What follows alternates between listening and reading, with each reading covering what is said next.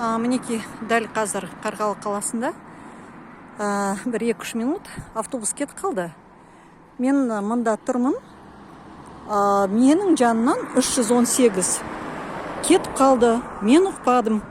Сосын менің жанынан өтіп бара жатқан бір адамнан сұрасам, ол айтады, қолыңызды бұлғау керек едіңіз дейді. Қалай мен қолымды, сонда қандай тәртіп? Қарғалыда қолды бұлғау керек па?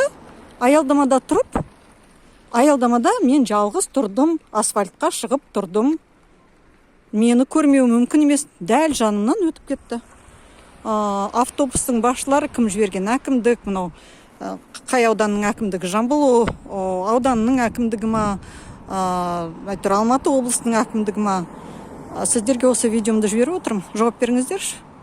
Мінекей жексенбі онсыз да сирек жүретін автобустар, жексенбі күні сирек жүретін шығар. Мінекей осылай болып жатыр. Мен қазір қаладан қалып қалдым.